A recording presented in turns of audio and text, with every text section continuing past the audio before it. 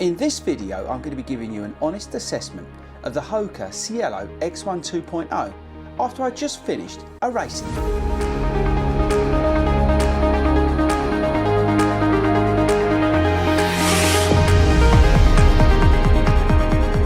Hello everybody and welcome to FORDY Runs. My name is Chris Ford and I'm a running coach who loves to make YouTube videos about running, shoes and other running content. And today I'm going to be giving you an honest assessment of the HOKA Cielo X1 2.0 after I just literally completed the winter 10k running in them. So guys, here at FORDY Runs we like to do races in racing shoes, and luckily for me the HOKA Cielo X1 2.0 arrived just in time for the winter 10k. Now this is a big 10k event that sort of starts the racing season here in the UK. It's a fantastic race that runs through the streets of the capital, and I was very much looking forward to running this race in the HOKA Cielo X1 2.0. Now the reason I was so excited to be running the Cielo X1 2.0 at the winter 10k is because on paper this shoe looks awesome. So how this video is going to work, I'm going to give you the stats and features on this brand new Cielo X1 2.0. We're going to take a closer look at what's new here. I'm going to give you some detailed feedback on how it performed in today's race, and then we're going to look forward and tell you what else we're going to be doing to test this shoe, because this is HOKA's super shoe and they want us to go out there and smash those marathons, smash those half marathons in this shoe. Okay, so before we get into the stats and features, we've got two jobs to do. Number one, I need you to watch this disclaimer.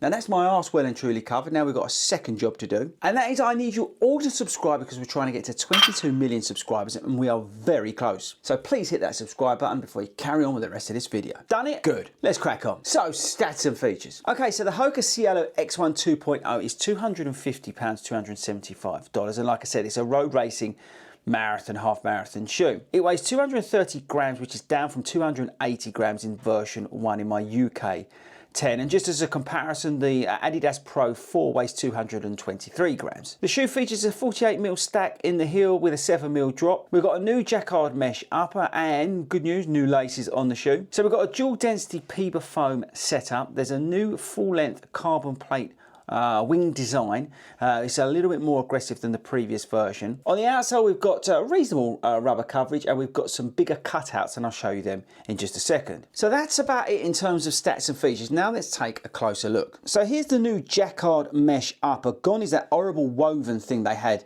on version 1. Like I said, we've got a two foam setup, both are PEBA, and slotted in there is this carbon plate, this new winged plate design. See that? Now the standout thing here is the rocker. Look how aggressive that rocker is. I'm not even sure there's a flat piece on this shoe. It's quite amazing really. It's really pushing you forward here with this design. The heel is very skinny. We do have new laces which are extremely long, but they're not terrible like the other ones. We don't have a gusseted tongue. We've got HOKA written on the side. There's your medial cutout, and I'll come on to that because it is, well, interesting. New heel design, again, less foam, more racy feeling, which is good. And like I said, this is a UK 10. Now, HOKA shoes don't fit true to size for me. I always go up to a UK 10 in HOKA shoes. There's the rubber coverage on the outsole, and I think that's about it. Let's quickly talk about the name. Now the Cielo X1 2.0 is a stupid name, but the reason they've done that is because there's other shoes out there which have got a similar name or similar naming to this, which is why they couldn't call it the Cielo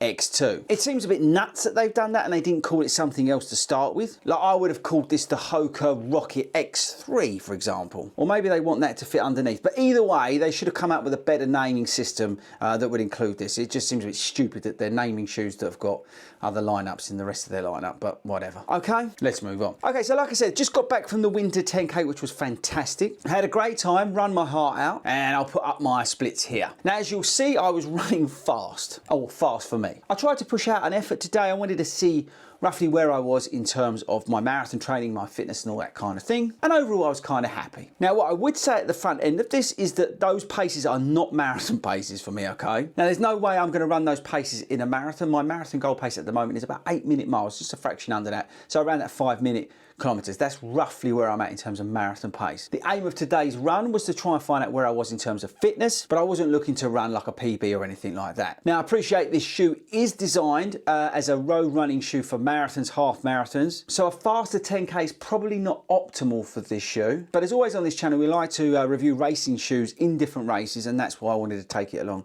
to the winter 10K today. So that gives you a bit of context, hopefully. So today wasn't actually the first time I've run in a shoe. I'd done another session in it just to see what it was like, see what the fit was like. And I was sort of, I think in one of the splits, I was down towards that more 6 minute miles, 6 minute per mile, which I'm not sure what that is kilometers, but I was trying to work through the paces in it. And actually, funny enough, the sort of overriding sense from today was the same as that run, which was, oh boy, this is unstable. Now, with this shoe, you get this rocker. This is a very aggressive rocker in the shoe. And obviously, you've got the carbon plate in there as well, which is, again, angled slightly more aggressive than the previous version. But because you're looking to strike here, as soon as you go back here, it becomes massively unstable because of this medial cutout. And I'm going to give a warning to every single person right now in this video. If you are somebody who mildly pronates, do not buy this shoe. If you are somebody who over pronates, don't even consider buying this shoe. This is going to be extremely unstable for anybody who mildly to over pronates, okay? I'm just telling you now, this medial cutout here, well, it's a nightmare. But for anybody who's running hard and running fast up here, it's okay. It's springy and it's actually a fast feeling shoe. And I really enjoyed the ride today because I was pushing. I am extremely nervous to be taking this on a 21-mile run I've got to do in a couple of weeks. But we are going to do that run for the purpose of review because this is a marathon shoe as well. So I want to do a 21-mile run in it and to give a fair assessment of this shoe. I did that in the Adidas Pro 4, so I want to do it in this. But I am very nervous about that because it is extremely unstable. It wasn't so bad today because I was 6 miles and I was pushing, and it promoted, because of the rocker, that really nice forefoot strike. But I'm not sure how that would feel doing 21 miles or even 26 miles. I'd have to be properly on it. So I'm a little bit nervous about it, but we shall see. But anyway, let's get back to today. So the shoe felt fast, it felt quick. The dual foam setup works really nicely the more forward you are. The responsiveness off the toe was really good. I can't say the plate is stabilizing the ride at all, but it's definitely helping in terms of propulsion. I really like this new jacquard mesh up. It feels much more racy, and even the lockdown, despite the lengthy laces in the shoe, I got a real nice lockdown with the shoe today. No issues in terms of rubbing or anything like that on this shoe, but on this one, I got some rubbing on the ankle here. But I think that's more to do with my weird feet. But it was breathable. It was actually really nice and airy. The traction wasn't a problem. It was lovely actually running along the roads in London in this shoe, but boy, was it unstable. I'm just not sure why they've cut this out. I just don't get it. But anyway, let's move on to likes and dislikes. Okay, so these are likes and dislikes, people, after doing one 10K race in it and that other run. Like I said, we are going to do the 21-mile long run test in the shoe, but these are the likes and dislikes after this race. So likes. I like the upper, I like the lockdown. I like this level of comfort in a racing shoe. I like the outsole. I like the fact it's got HOKA written massively on the side. I think I like the rocker. I like this dual foam setup today, but I'm not sure how much I'm going to like that at 21 miles. I like the fact that this is drop weight, and I like the fact that HOKA are moving forward in terms of their race day shoes. The Rocket X2 was so good, they found it very hard to get close to it since that shoe. Okay, dislikes. I don't like this medial cutout. It makes it extremely unstable. I don't like the thin heel because it makes it unstable. I don't like this foam at slower speeds because it's incredibly unstable. I really don't like 250 pounds. I don't like the name. And despite saying the lockdown was good, I think these laces are stupid. Why make them so long? It makes no sense to me. And that's about it in terms of dislikes. Okay, so let's wrap this up. Now, this is an initial verdict, and as I said, we will go out and do that 21 miler in it, but at the moment I'm a little bit confused because I'm not sure how this is going to go in terms of a slightly longer run with sort of marathon pacing. It being that fraction slower,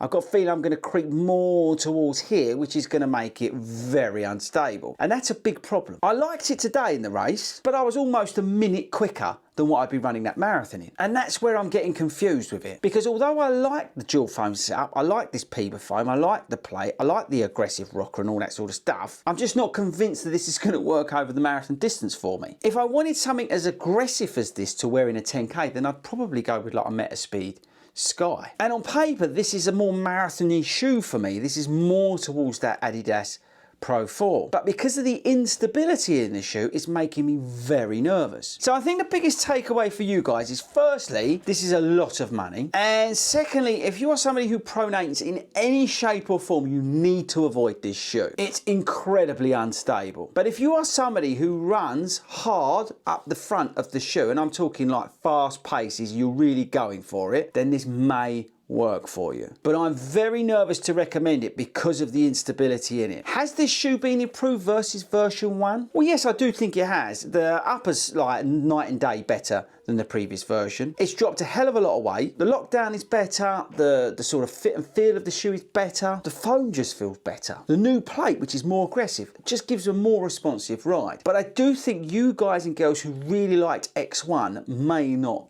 get on with this as much, because that shoe was very good for people who wanted a more stable sort of marathon shoe. It was a shoe that was actually loved by a lot of people because of how stable it was. You sort of put up with the weight and you sort of put up with the stupid upper on the shoe because you actually, well, you got a lot out of it because of how wide it was and how relatively stable it was versus some of the other marathon shoes or super shoes that are out there. And this has gone more towards the Adidas Pro 4, but because they put that cutout in it, that stability has gone straight out the front door. So yes, it's a bit of a confusing one. This is definitely one that we need to come back and report back on after that longer run. They say that 21 miles I think I've got on the plan to do in this shoe. But in terms of the race today, it was actually really good. It was massively unstable, but it was a lot of fun. And then maybe that's the best way to describe it. Massively unstable, but a lot of fun. So there we go, people. Let me know in the comments if you have done sort of